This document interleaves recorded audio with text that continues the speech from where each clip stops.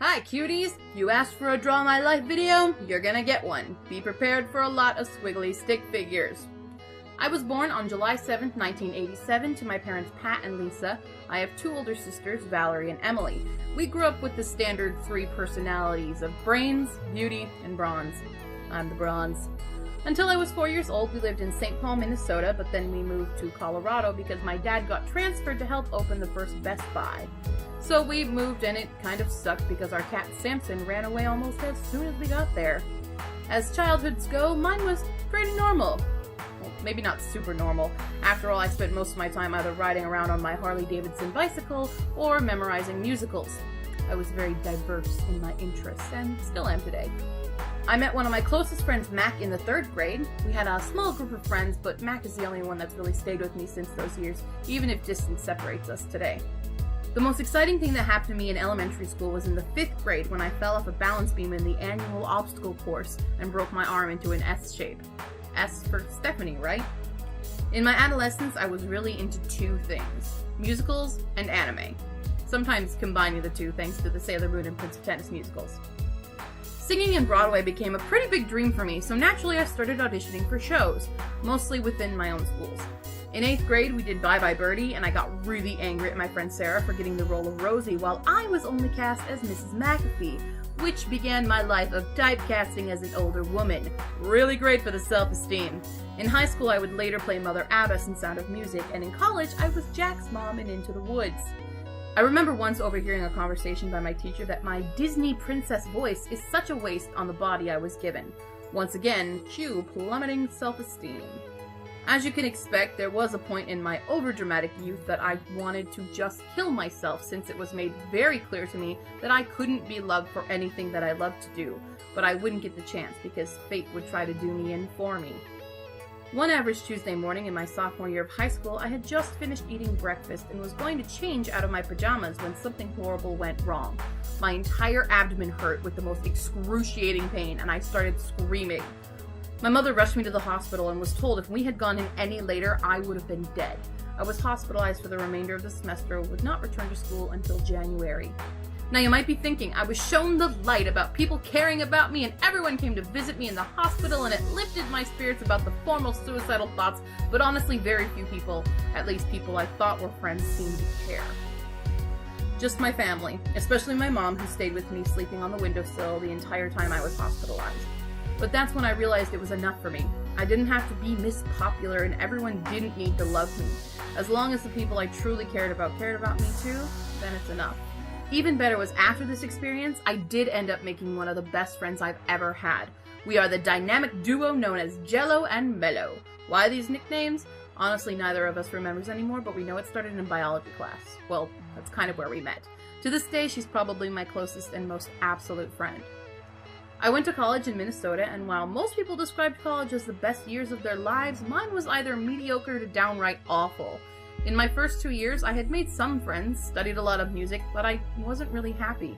It wasn't until I decided to take the Japanese 101 class for fun that I started finding out what I was capable of.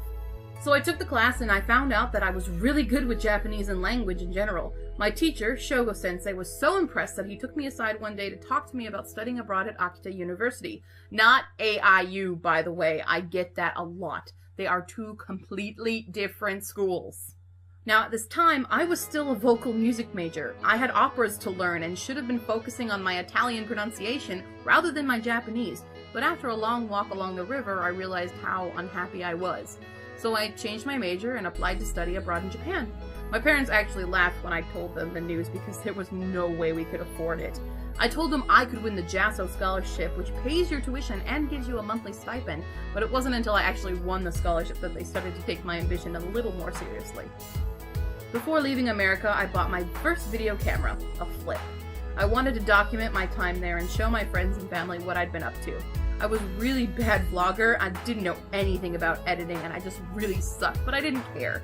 I liked posting videos, even if my mom was my only subscriber.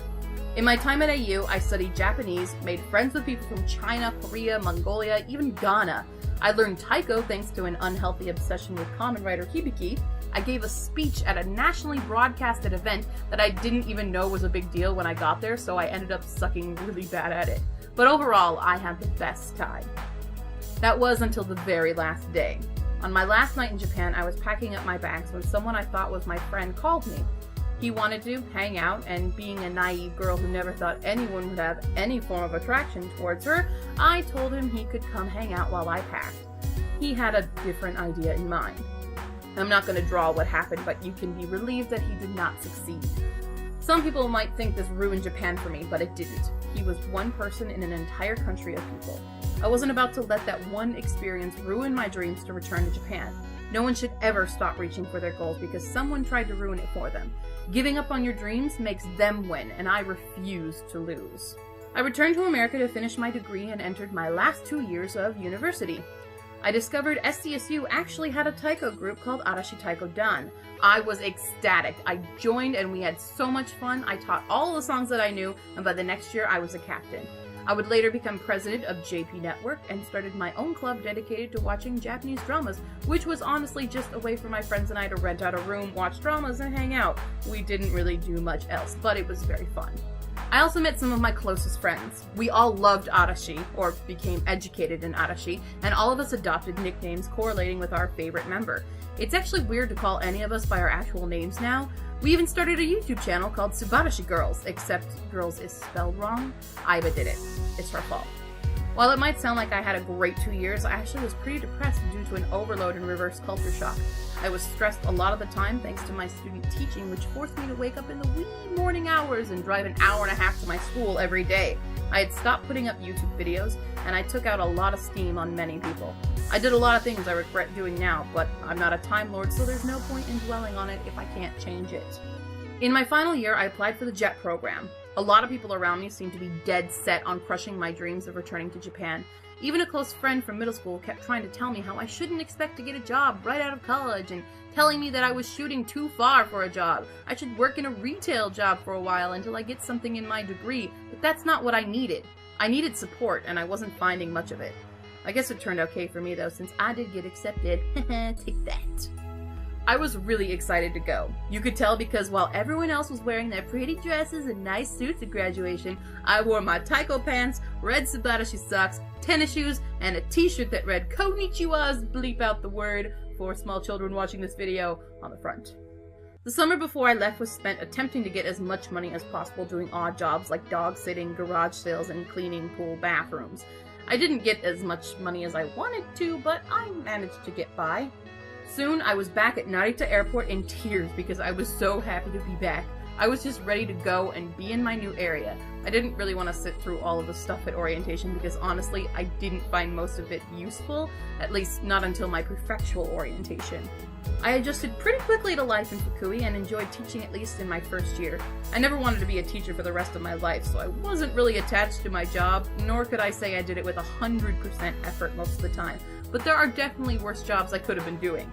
I was happy because I was stable in that aspect, but I get bored pretty easily. I didn't make a lot of friends at first and was often the forgotten person. The I wish you had been there but forgot to invite you, next time, Kay person. Michelle and I didn't even become friends until around our second year.